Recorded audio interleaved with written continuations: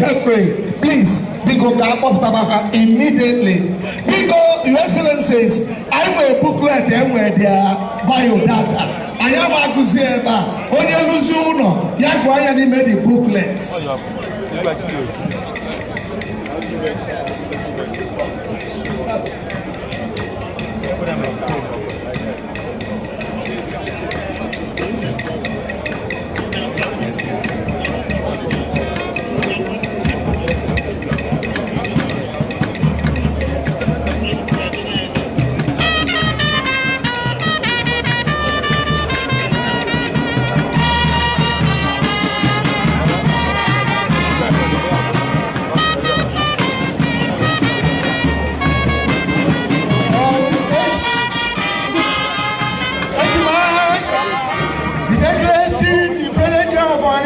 Worldwide, Chief Doctor Engineer Emmanuel Iwanya Hijagamba. Na si biko na genti no wendi ge water award no posita na kene kwando governor na eti ai na ebu yoge ana masi na kizibu grand hero of Igbo land to Right Honorable Dr. Nnamdi Azikiwe GCFR overall for nature. Emeritus Professor Uche Azikiwe MFR Biko Bagote Osibo. Na Pokwa na Pokwa, the grand hero of Igbo land, Major General Johnson Thomas Umunnape Aguirosi. Tom Aguirosi Biko Magotebe. Na Pokwa, grand hero of Igbo land, conferred on Chief Chukwuemeka Orumewo Ojukwu Ike Manewu Ahụrụ Makarisia Ambassador Mrs. Bianca Ojukwu.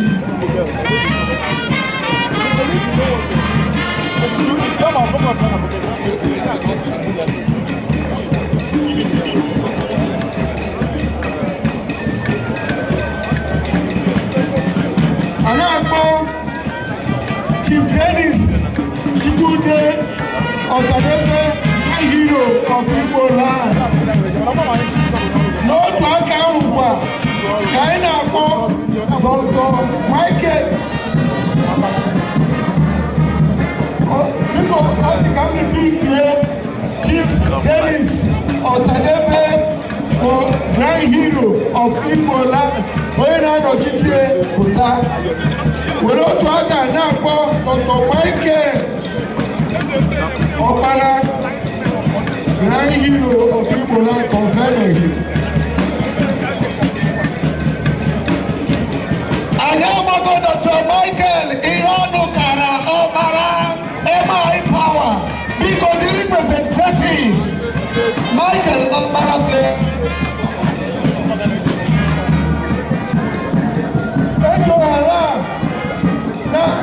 Grand hero of Igbo land on Dr. Francis Akanu India. Francis Akanu India, when I was here,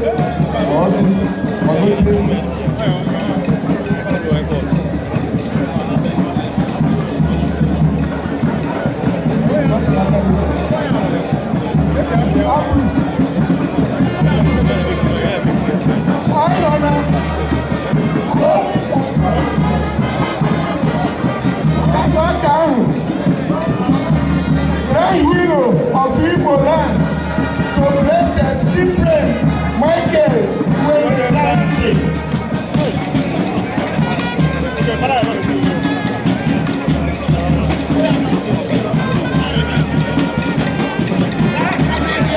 People, I will know you never start coming to member. I can't leave that.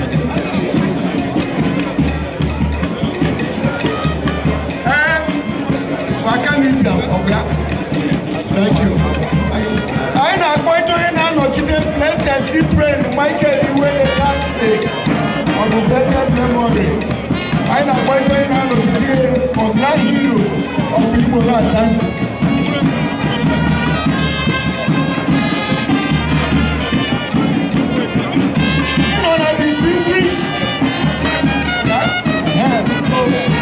Thank you so much.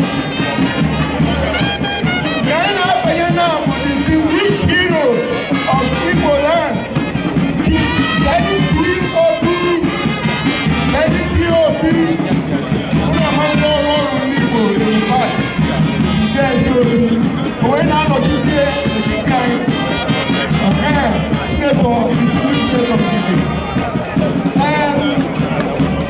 Mazin Bono Dike, distinguished hero of Igbo land.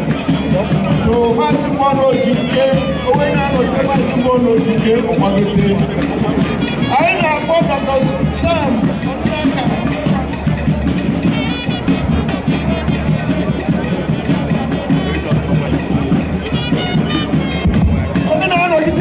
Dr. Sam Mbakwe for distinguished hero of Igbo land. Omuno nso ya kwadote. Onye a na-akpọ bụ Dr. Jaja Alucha Chibisi Nwachukwu. Jaja Nwachukwu is the hero of Igbo land. Onye na-anọchite kwadote. Abisina, Dr. Abisina, Akweke Nwafọ Orizu. Onye na-anọchite Jaja is the distinguished hero of Igbo land.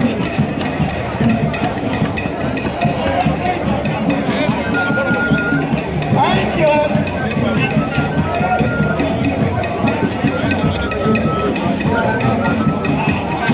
Nico, I'm appointed.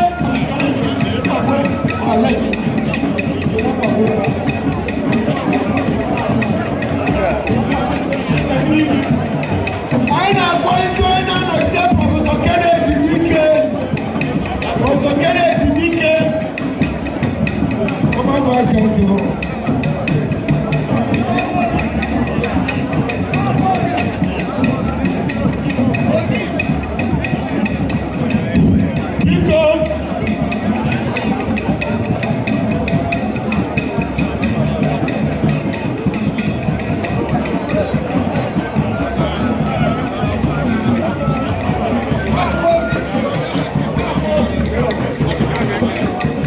I want you to know.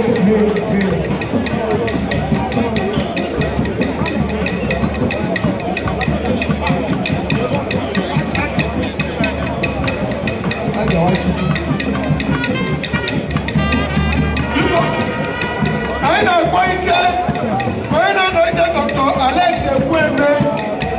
Dr. Alex Ekweme, when I'm distinguished hero of Igbo land. I'm appointed Chukwuma Ono, Chukwuma Ono, for distinguished hero of Igbo land. Chisiono.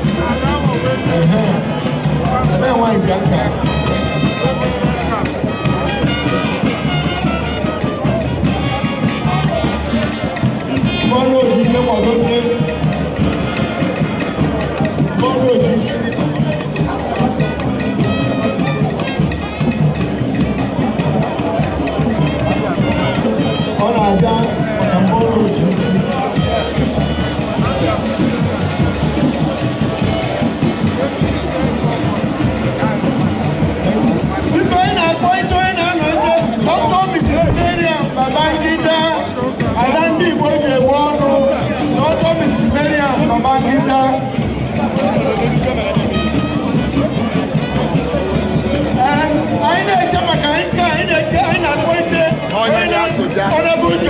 Augustine Nnamani. I know. Honorable Justice Augustine Nnamani. I na-appointed onye na-anọgide Justice Chukwudifu Oputa, yes. Bina Bagida.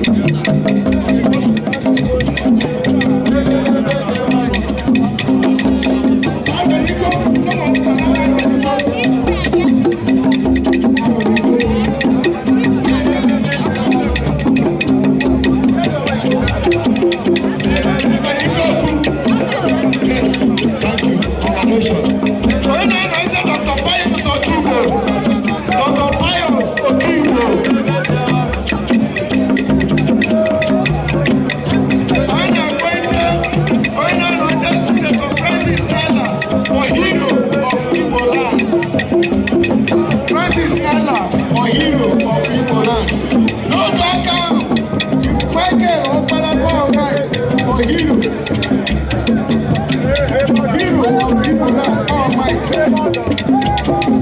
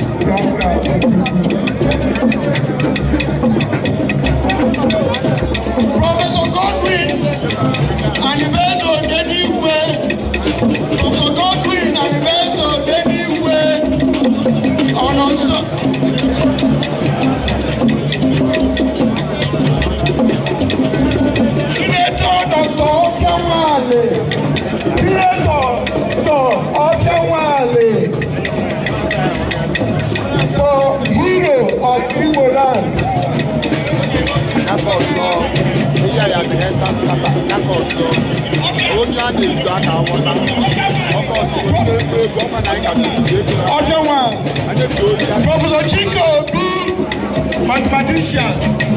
Professor Chico,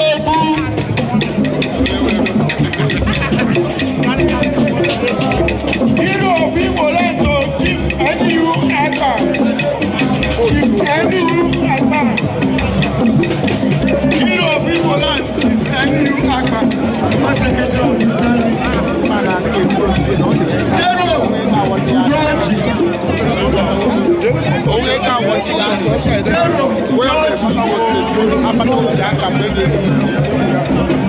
Only outside the video, all the entire scatter.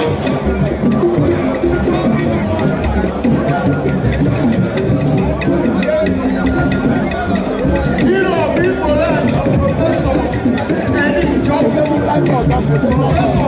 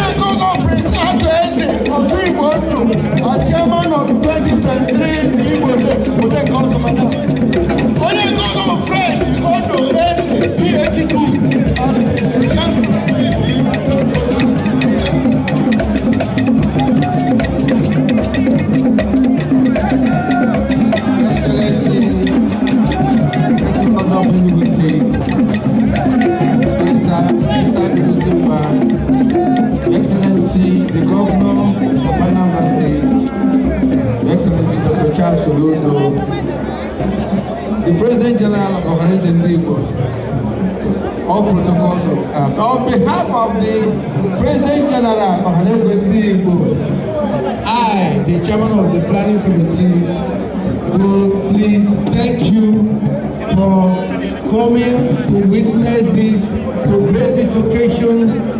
Your presence has made all the difference. Igbo, Ekunigbo, our governor was sponsoring this event from beginning to end. Governor, thank you, sir. Thank you, sir. Your Excellencies, may we rise for the national anthem, please. May we rise for the national anthem.